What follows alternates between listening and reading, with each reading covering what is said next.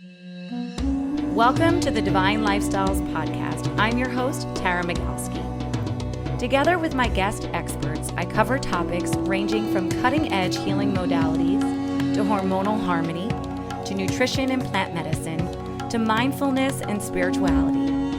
My goal is to educate and inspire so you can create your own divine lifestyle. It's time to dive inward, rewire your brain, and heal from the inside out.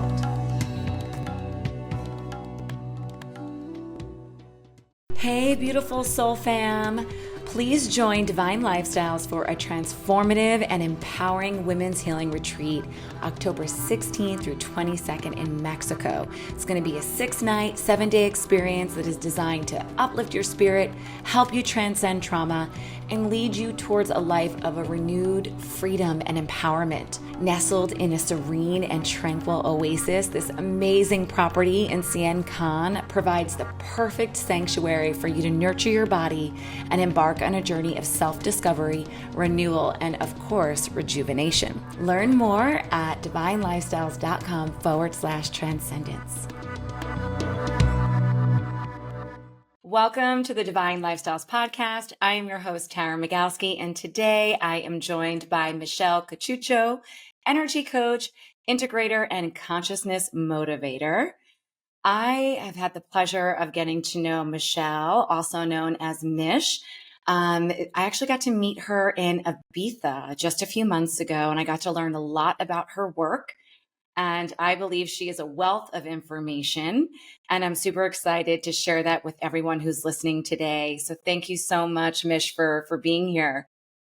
Thanks, Sarah, for having me back, and always good to hang with you. Super cool. Thanks. Yes, we had a really great time together, and we were in Ibiza, and we were chatting, and I said, we gotta do this on the podcast because you have a lot of great tools, resources, and a very, very beautiful way of looking at the world. So I just want to start from the beginning a little bit and introduce people to who you are. So share a little bit about yourself. I know you're from South Africa, but what got you into doing the work that you do now? Great question. So, as you can hear, often people think it's a funny accent. To me, it sounds pretty normal. It's a South African accent, but born and raised in South Africa, and it's always an interesting place being raised in a country like South Africa, just a melting pot of different colors, different nations, different everything. And so as I was growing up in South Africa, I realized it wasn't a place that I could stay in.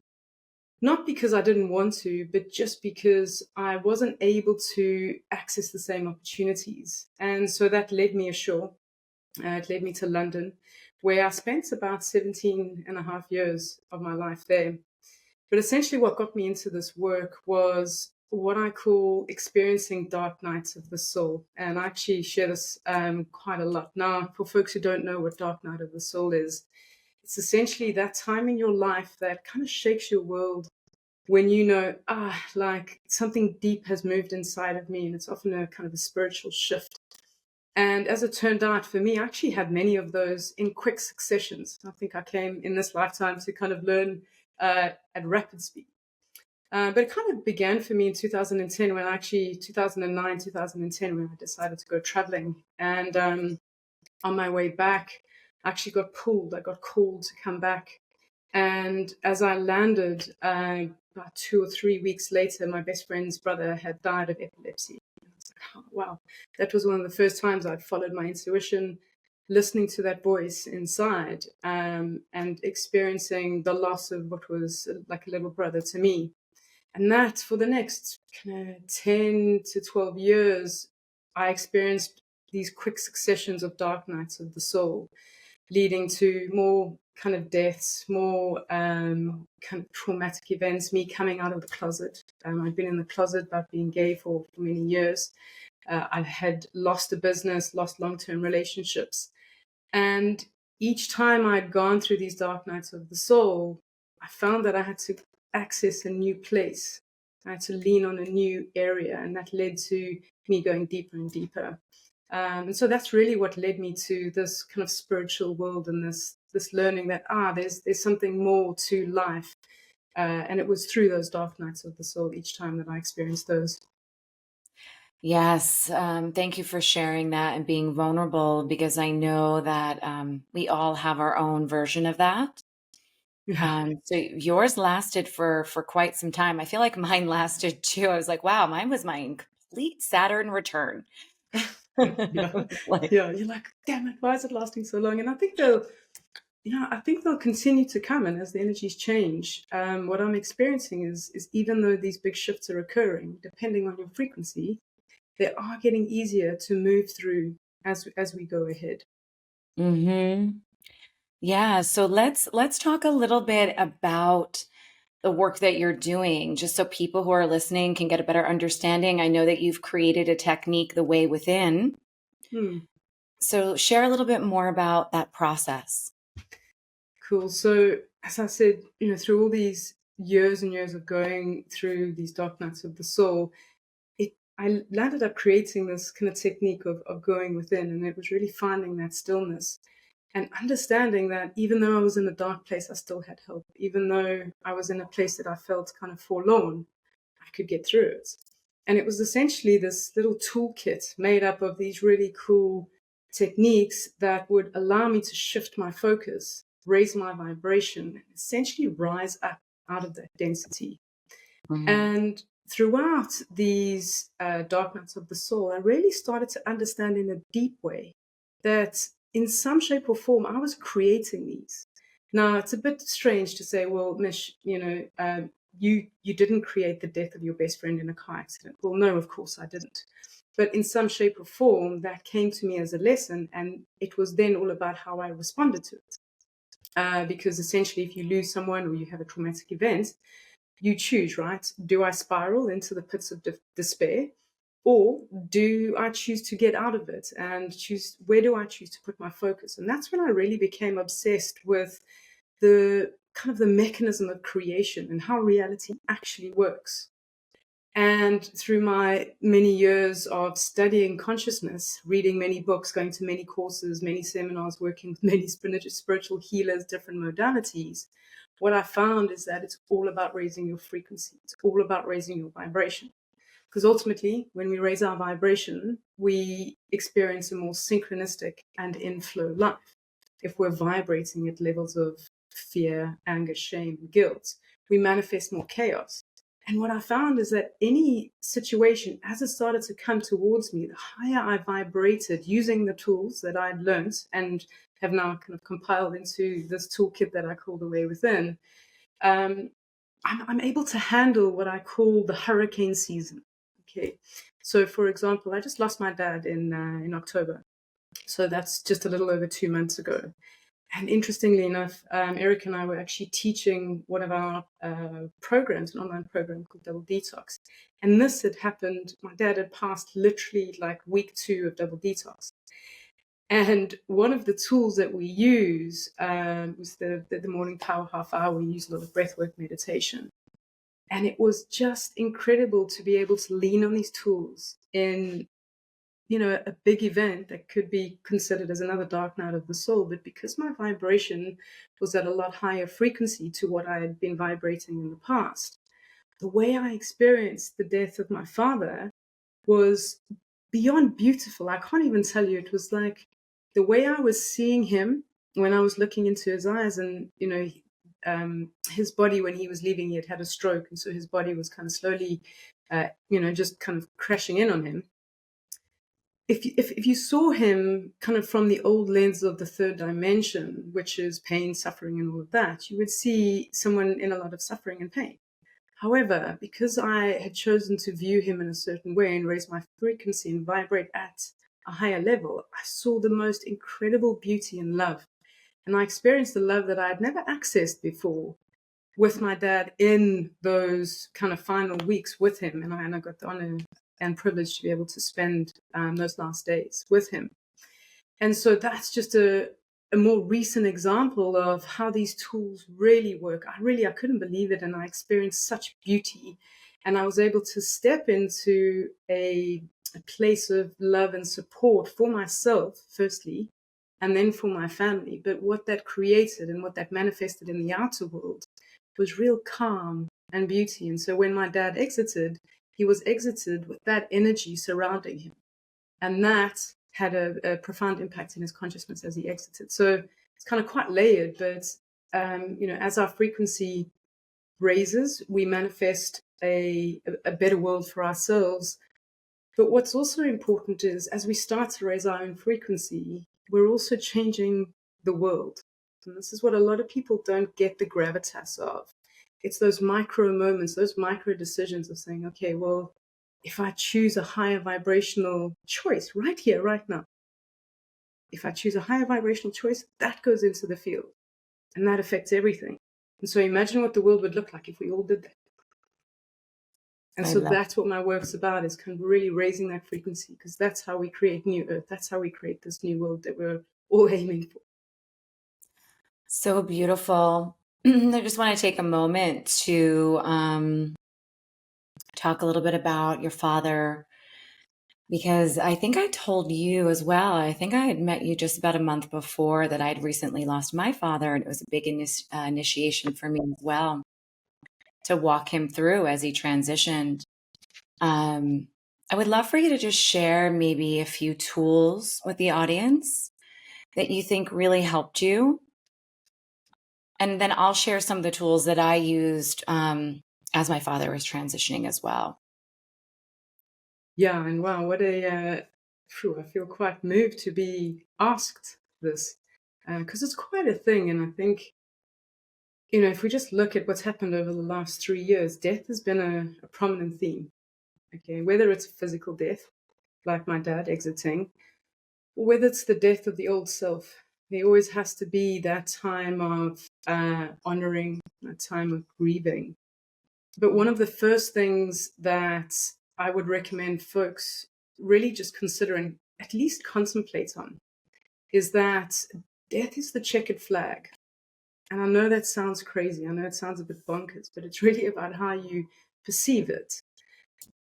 So when we came to this planet, we came here to die. We didn't come here to stay forever.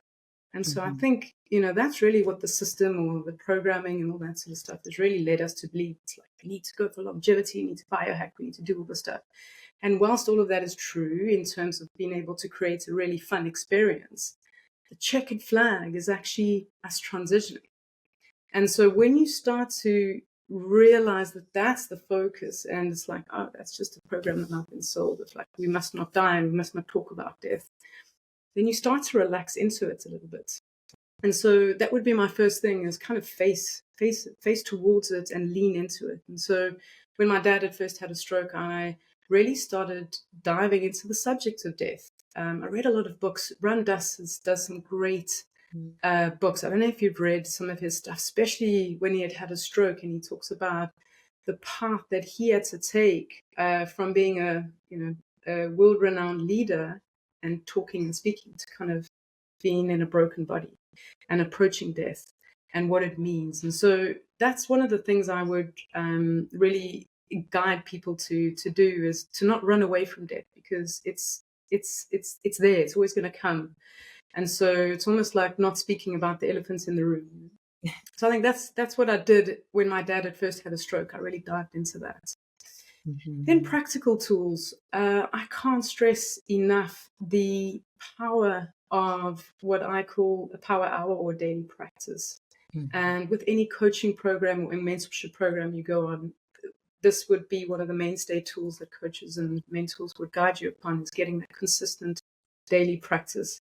And this has really been a tool that I've leaned upon, whether it's when I lost my business and one of my business partners had just pulled the rug from underneath my feet, whether it was I'd broken up with my long-term partner of 7 years and I was literally, left brokenhearted, or whether it was my dad transitioning into his next chapter.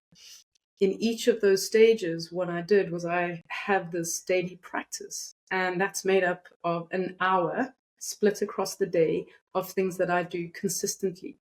Now, what are those things that I do? They're always consciousness led. So what that means is that they've got intention into them. And when we bring intention into something, then we're bringing awareness into something. When we bring awareness into something, we bring light into something. And when we bring light into something, that's when true change can actually happen. And so for me, it was really just about creating stability. And so this is something that we teach in our program. We would have what's called the power half hour. So it's a mini version.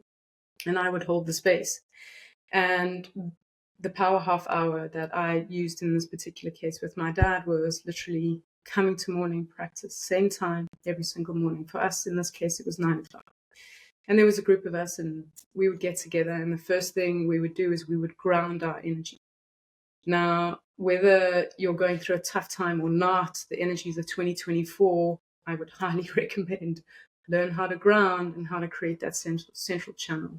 And so what that means is taking a breath, doing a guided meditation of actually plugging into the ground, clearing your energy, and then sending it up and connecting into whatever source you feel comfortable with. For me, I connect my clients and I into what's called the central galactic sun, that source that powers our universe. And we plug in. And so all of a sudden, I'm like, I've got my central channel. And what that allows me to do is use intention to say, this is my channel, nothing can disturb and nothing can interrupt. And so all of a sudden, as I move through the day, I'm walking with that central channel because I've created that intentionally.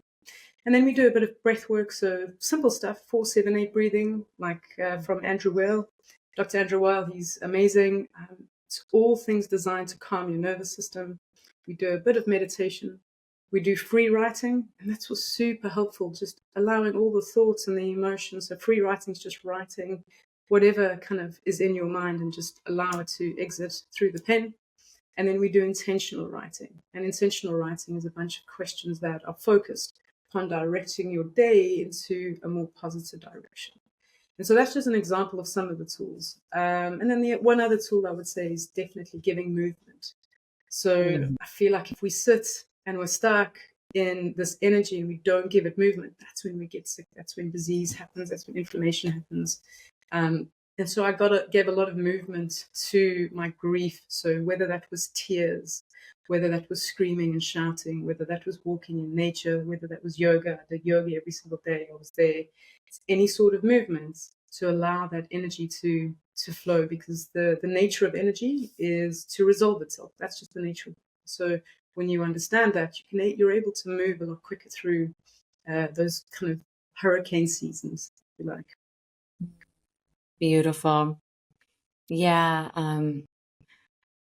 I created something called the Divine Daily Practices, and it's I don't write, but I love writing every day. But I love that part that you add in.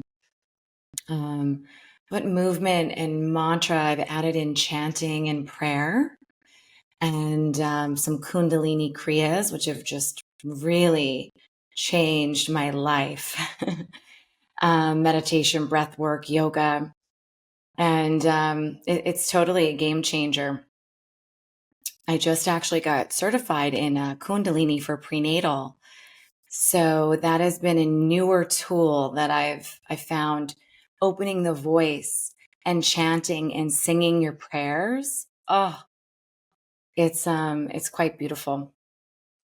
Yeah, and I And think just on that voice thread, I think it's so important, especially for women, to start opening up those channels. Because for so long, for whatever reason, we've had our voices kind of shut down, and whether it's the system or it's us not wanting to speak for whatever traumas have happened in the past. And I'm starting to see more and more stronger women step up and go, hey, this is my voice. Like you're doing this podcast. I know you've always been in the entertainment industry, but it's like getting there, getting out there and doing really cool conversations and opening up that space. That's super cool. yes, it's so funny you mentioned that, because in my gene keys, and when I've looked at all of my human design gene keys, the voice, the throat chakra is one of my gifts in this lifetime. So using my voice to communicate is one of the ways in which spirit uses. So thank you for acknowledging that. Mm. It's real. But What I would love to know is, because we got deep into this conversation when we were together, but can you share what you see, the shift that you see occurring right now in the human spirit? Yeah, I actually write a little bit. I'm doing my best to write a little book at the moment. Nothing kind of too crazy, but just talking about the ascension process, talking about the awakening process. And so one of the trigger moments that's happening is those dark nights of the soul. That time where you think, oh my gosh, I'm forsaken, I'm forlorn, there's no one out there.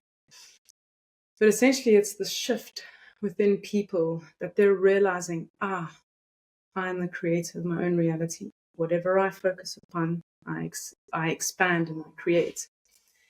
I think there's also a shift in people where they're starting to say, hey, enough is enough.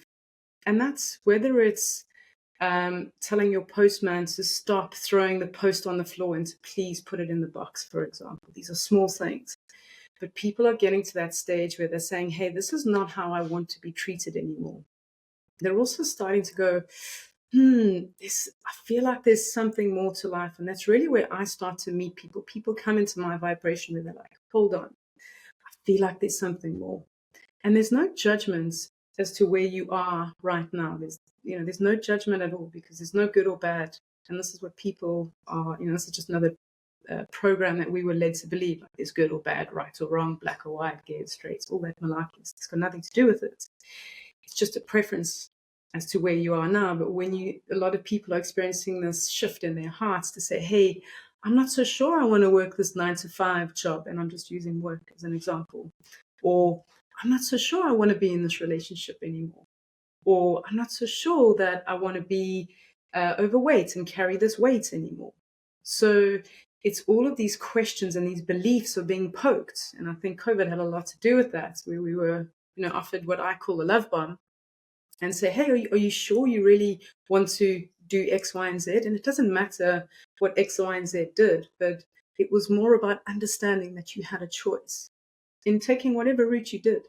And so that's why, for me, I think there was an interesting kind of shakeup in the world. And I certainly had massive changes in my life. I decided to leave my corporate job that I was doing very well in.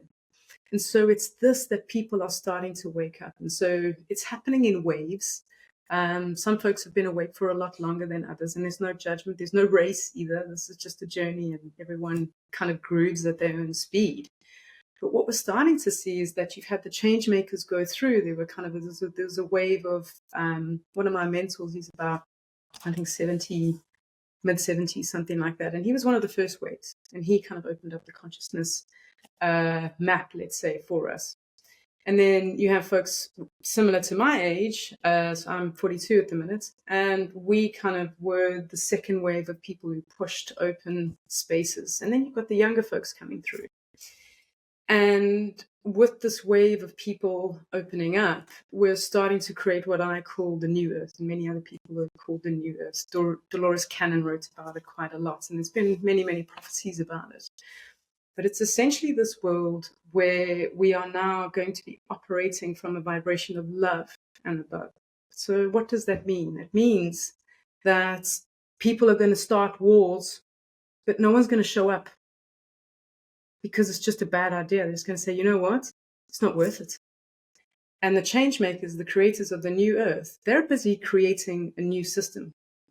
And this is what Buckminster Fuller said. He said, you can't change the system. What you've got to do is you've got to go build a new one. So that's what the change makers on the earth are doing, is they're creating new worlds. And so the idea of what the change makers are doing is they're creating this new world. And the idea, and they've all got the same idea, is to create something so beautiful that it cannot be ignored. And so when they host a war, guys are going to go, do you know what? That's no fun. I'm going to go there because that looks more fun. And all of a sudden, as we start to look there, what happens? We start to create and we start to expand and we start to expand. And people go, whoa, as I start to look there, and the more I start to look there, I tell my friends, hey, come hang out here. No one's going to be hanging out in the darkness anymore. And I think that's the wave that's going to be happening. And so as the frequency starts to raise, if you're not on that wave of raising your vibration and raising your frequency and playing that game of love or above, then you're really going to be struggling. So what do I mean by that? disease is going to manifest in your body, because your body won't be able to hold the frequency of the planet anymore. Because remember, Gaia, the planet, she's going through this ascension process as well. And so that's one of the reasons why my partner Erica and I, we decided to create Double Detox. And that's a program specifically designed at raising your frequency. If you have a look at my program, Rise Up and Reconnect, it's designed specifically at raising your frequency so that we have the tools to go in that direction of the change makers, or be a change maker, if you like. And so as that frequency raises, you're going to have a lot better time, because as we start to vibrate at that frequency, synchronicity just starts to happen. And all of a sudden, beautiful people rock up in your life, and you spend amazing 7 days in a retreat working with all these amazing people. And then you get asked to hang out on a podcast, which is so much fun, right? Compared to if I was working a 9-to-5 job and slaving away and listening to, corporate hierarchy and corporate structure. And I think that's the big shift, is people are starting to recognize, wow, change is here. We can be part of that change. And I think technology is going to be a big supporter in that as well, whether it's the health regime or whether it's artificial intelligence. I think next year we're going to start to see big changes in healing technologies coming on board. But most importantly, the technology of the self. And as we start to realize, I'm the creator of my own reality, and you start to work with facilitators like the work you do, Tara, at your retreats, or the work we do at our retreats, you start to realize, if I start to hang out with people to help me, I can release all these things, and it's no longer a reference point that I then lean upon to make my decisions going forward. And for me, that's the most exciting part, because can you imagine what this world's going to look like when we all really start getting into the groove? I know. I love it. It's already happening. I've got an exciting offer for all of my listeners. The free Divine Daily Practices video series. Get simple practices to release anxious thoughts, sharpen your intuition, and rewire your nervous system in less than 10 minutes a day. Come on over to my website at divinelifestyles.com/divine daily practices. And over the next week, you'll receive a complimentary self-care system to drop into your authentic self and activate your divine intuitive wisdom. I hope you enjoy. It's interesting because I've witnessed, just like you, I've had a few dark nights of the soul myself, but I've really witnessed myself ascend these past 16 years, and I had to let go of those limiting beliefs that it needed to be a certain way. And the moment that I started to put myself around other amazing, high vibing folks, I started to say, wow, my reality can be this as well. So I just wanted you to maybe share a little bit about maybe a tool, right? Not everyone lives the same lifestyle that you and I, or they're not in the same communities as we are, right? Sure. What would be your advice for someone who's listening, who is struggling and is saying, well, this all sounds great, gals, but where do I begin? The change always starts within people. This is one of the most kind of common questions I get asked. Mish, how can I change the world, or how can I make an impact? Start with yourself. It's the number one piece of advice. And make no mistake about it, you get to choose. So just by listening to this podcast, you're already raising your frequency. That's one tool, because you're choosing to listen to high vibrational content. So let's break that down. What does that mean? Well, you could go and watch, I don't watch television anymore, but you could go watch an old TV show with Jerry Springer on, right? Now, Jerry Springer was that dude. He used to host that talk show, and he used to get people on, and they used to shout at each other and then beat each other up. Okay? That's an example of low vibrational content. So just by choosing to listen to, for example, free content that is high vibrational already, though that sound coming into your ear, and you spoke about sound earlier, Tara, that sound coming into your frequency is going to operate on a different frequency to if someone was screaming and shouting in your ear. Now imagine that frequency goes within your body, and that vibrates at a certain frequency, and all of a sudden you're going to start to see changes. So it doesn't have to be a massive change, but for example, listening to content, choose a book. For example, if people, they don't have access to being able to hang out in all these kind of fancy programs. Choose a book, for example. There are a gajillion books out there. The first one I would say is go and read Don Miguel Ruiz, The Four Agreements. Okay, have you read that one, Tara? Mm-hmm. Yeah, like one of my all-time favorite books. And there he talks about how your words create your reality. It's a thin book. It's about, I don't know, 100 pages or something like that. It costs, I don't know, $15 on Amazon. And that's one of the biggest changes that I had in my life. And so people are underestimating the power that exists inside and how much access we have to helpful information. But it all starts with the choice. And the moment you start to feel that, wow, there's something more to life than this, follow that and go. And then just trust. And I know the trusting part is the hard part. You spoke about it earlier. I kind of describe it to my clients. It's like we got here with this big backpack, right? And we've got all these books in our backpack that are super heavy. And these are all the books of all the lessons that we've learned, right? And all the lifetimes of your life. And some of them are like super thick. And then this backpack. And we've gotten to this lifetime, and the angels are like, hey, Mish, we're having a party. You can come and visit us at this party. But the entry fee is that you've got to put the backpack down, i.e., you've got to put all the programs down, right? You've got to leave the backpack at the door. And in order to get in, it's free, this party, but you've got to be yourself. And you're not really you with that backpack, because these are your old beliefs, these are your old lessons. So you can just let them go because you've integrated the wisdom. It will be in your body. Your body's the technology. And so throughout our life, we take a few books out and go, oh yeah, I don't need that self-belief that I'm not good enough, or I don't need this. Oh, it's a mission to be gay in life, or whatever your kind of belief is, or program. So as we start to take the books out of our backpack, it's like, wow, okay, this is starting to get lighter. But it's almost like, and as we start to ascend and we start to get to completion, where we become those true ascended masters, and we really start to activate that divinity within us. Then we take this backpack off, but we're all still kind of like, no, I'm comfortable with the backpack. It's cool, and I don't want to kind of leave the backpack behind. And so that's the challenge that we're getting to now, is to have that trust to say, you know what? I actually don't need the backpack anymore.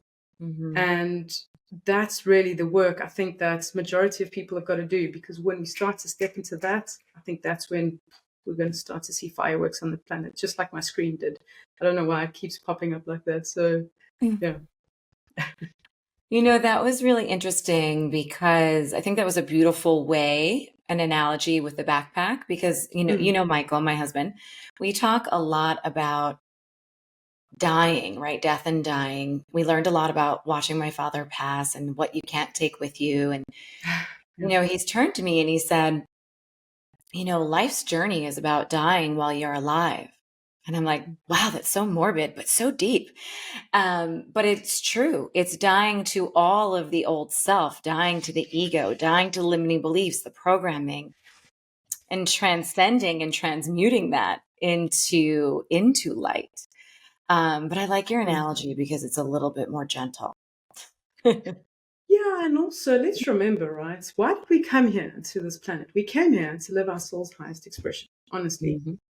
Okay, but we arrived with this bloody big backpack with tons of books in. Now the angels are going, Mish, it's an amazing party. Okay, it's high vibe. Just put the backpack down. And we're like, no, I want to hold on to it. Like, hang on tight. Yeah, and they're like, but why? And so it's kind of if we saw what the angels saw, like the angels and the guides and source, they don't get how our eyes work, how we can look in the mirror and go, I'm an idiot, or I'm ugly, or they just don't get it, because they see our true nature. Okay, so it's kind of like a cosmic joke, and they're like, wow, Misha's like someday soon she's going to end up putting this backpack down, but they keep putting love bombs in our path to say, hey, here's a lesson. Once you integrate that, it's another book out of your backpack, and off you go. Your journey's going to get lighter and lighter. And meanwhile, they're just waiting for you to start skipping. Meanwhile, you're like, oh, I've got to carry this backpack. It's my journey. I've got to really be serious about it. When in actual fact, you can put it down and have a lot of fun and start skipping down the road. I think I mentioned that when we were at the retreat, where sometimes, we talk about this journey and we talk about the journey being this path, and we're so fixed on the path. But sometimes we're expecting to walk down this path and we're in a hot air balloon and we're kind of cruising there and we're having this amazing view. And we realize, the hot air balloon and flying through the air can also be the path. The path doesn't mean you have to walk barefoot on a road on painful stones.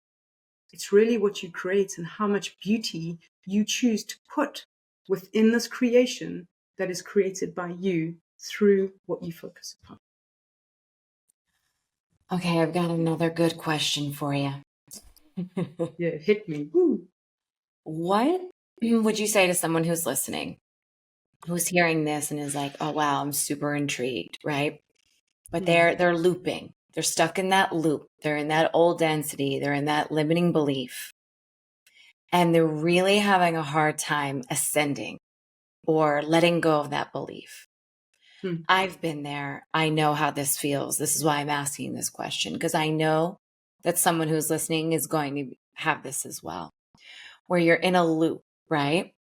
And the mind is going. It's an old trauma, an old limiting belief. It could be a cellular, inherited epigenetic, some sort of thing, right? And you don't know what it is, but it's keeping you on the hamster wheel. Do you have a tool that someone that's listening could, a book, a meditation, something that they could use right away to just help to break that pattern? Yeah, absolutely. So I have this tool which is called the micro clearing breath. Okay. And it takes a couple of seconds to do. So let's just break down what you were talking about. So I'm in a situation, let's say I'm looking in the mirror and I think I'm a terrible human. So that thought stream is going down my brain, and this is what I'm creating in my reality. Now, what is required is, if that thought stream is going down, we need to break that reality, right? We need to crash that momentum. Now, depending on how long that car has been driving down that road, or that momentum's been going down that thought stream, that's going to depend on how much force you're going to need to kind of push that thought stream off its tracks forever. But what the micro clearing breath does is it gives you immediate relief, instant relief. And so it goes like that. Literally, so I'll explain it and then I'll show you, okay? Yeah. You take a deep breath in through your nose and imagine. Now, imagination is the language of the higher self. Okay, so what I mean by the higher self, we're connecting to our true self. And so we're going to use our imagination.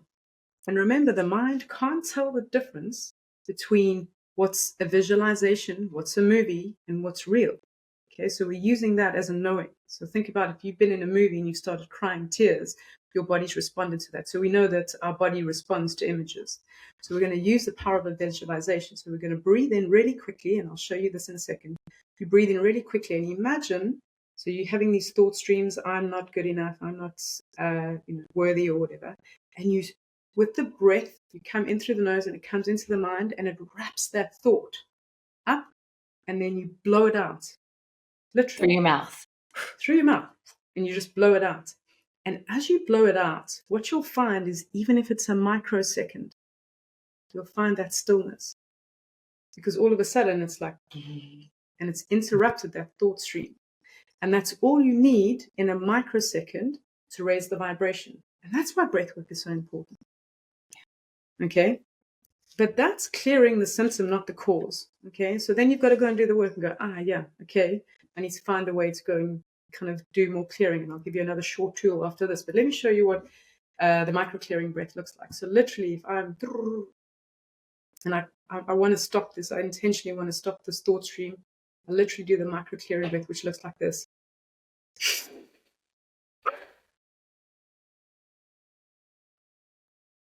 And that's it. So as I breathed out, I saw it go.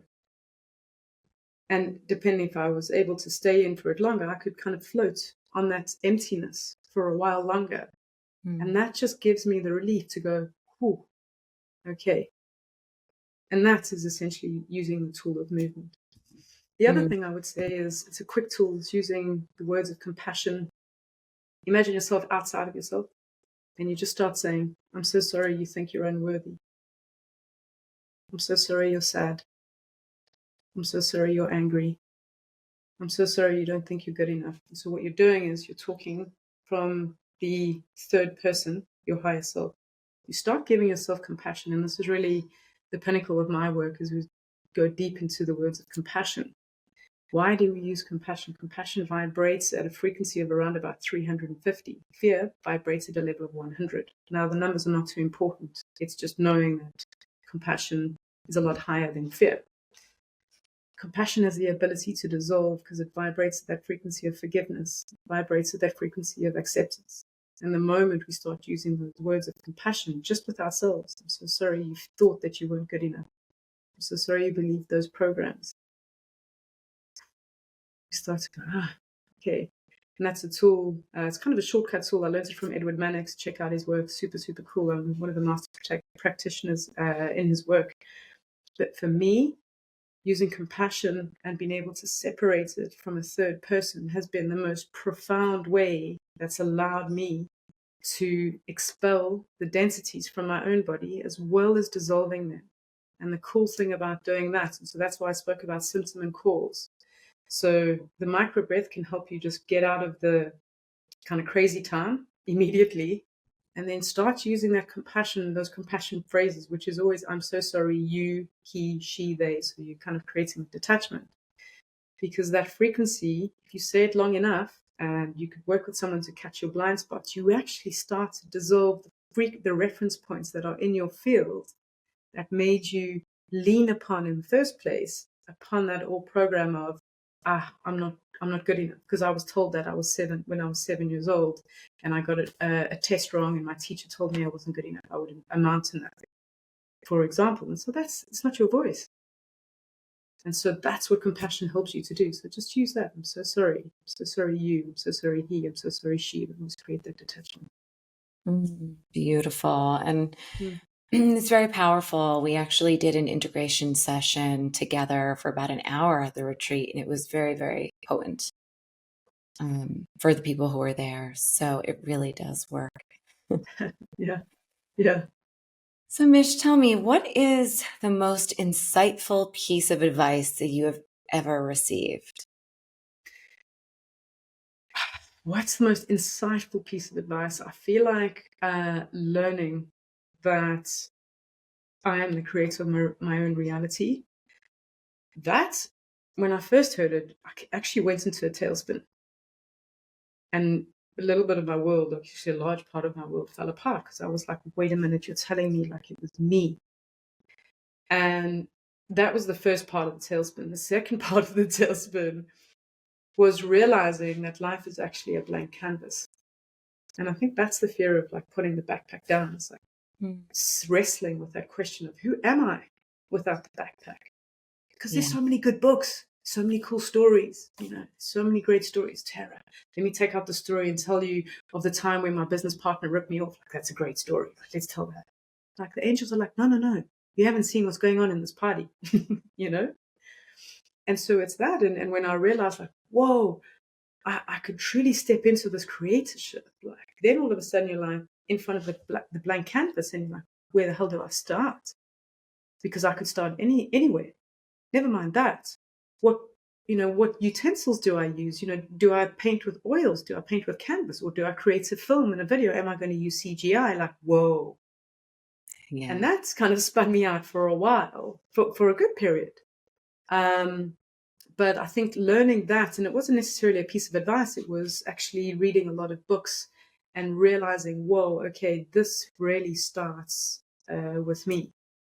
And I think for me, here's a really cool piece of advice around environment.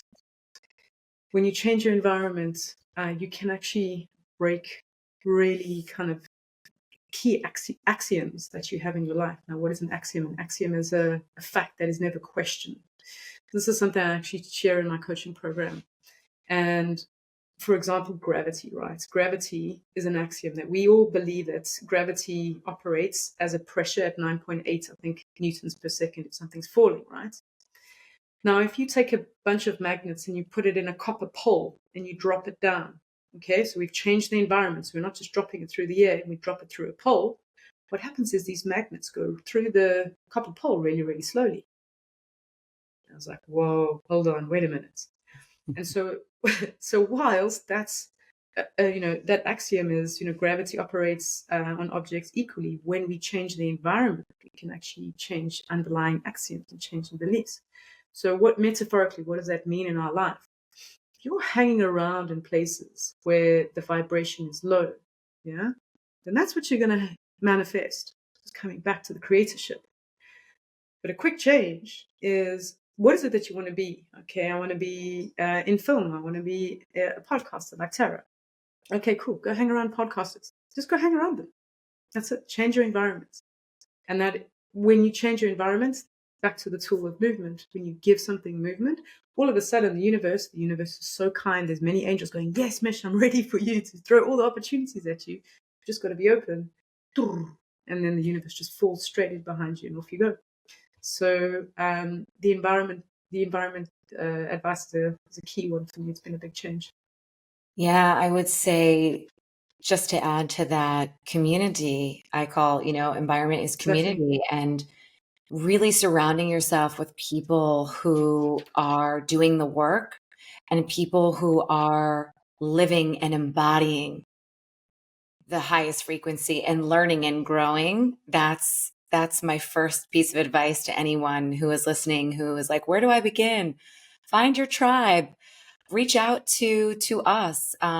All of our information will be in the links. Come to a retreat, get involved in the community, join one of our events online. And on that note, where can people find out about your coaching program, the Double Detox, and learn more about your work? Cool. I'll give you those in a second. I just want to put a kind of precursor to anyone who might be going to any sorts of these resources, whether it's the good stuff you offer, Tara, or my stuff, is I met a guy, because people often complain to me. They say, Mish, but what about the people in Africa who can't do X, Y, and Z because of blah, blah, blah? The opportunity to create still exists. And so I met a guy at work. He was from Eritrea. And in Eritrea, you get enlisted into the army and you have to go and fight. And he made a choice because he understood. He was the creator of his own reality. And you know what he did? He walked out. He walked out of his country.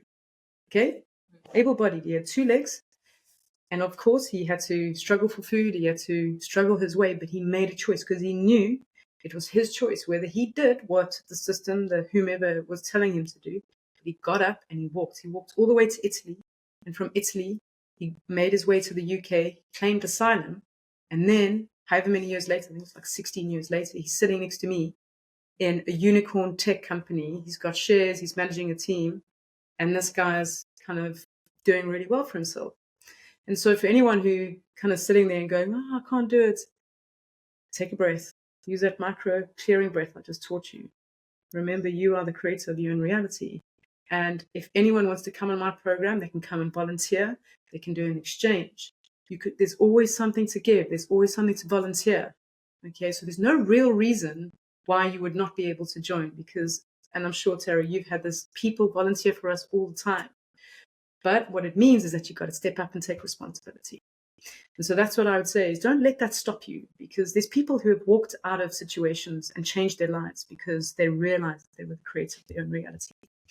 And so on that note, if you did want to hang out, my website is called riseupin.love. And people might say, what the hell kind of URL is that, Mish? And so I actually felt into this. And I'm wanting to start this movement of like .love websites because our words create our reality. And so I was like, what verbiage can I use instead of .com, like commercial? And .com stands for commercial. And I was like, no, what flag am I wanting to fly? And so I chose riseupin.love. And so when people read that, they're like, wow, how do those words land? Because words create our reality. Boom, okay, that lands very high in my body. I want to be part of that. It's awesome. And so that's the riseupin.love. That's my own personal work. All the socials and all that sort of stuff you can find there, and you can join my newsletter. And then for the Double Detox stuff, it's quite simply doubledetox.online. We didn't do a .love for that one, but we did it online because we wanted the whole idea that folks could do it online and it's nice and simple. But you can find all my details there as well. Amazing. And I have the honor of meeting with, interviewing your partner. So I know that I'll go deep into the Double Detox with her. Yeah. And thank you so much for being here and sharing your gifts and your light with our audience. Yeah, and thank you, Tara. I really just want to commend you for getting back into the game. I know you used to be in television and you've had a nice kind of change of heart, but it's like I'm cheerleading you all the way. Thank you for doing the work that you do. And every time, I know we've only known each other for a short period of time, but every time we connect, you're always doing the work. And that for me is what these new change makers, this is what the architects of the new earth look like. They're like, I'm doing the work. Hey, this is what I found. If I get up here, but I'm willing to try.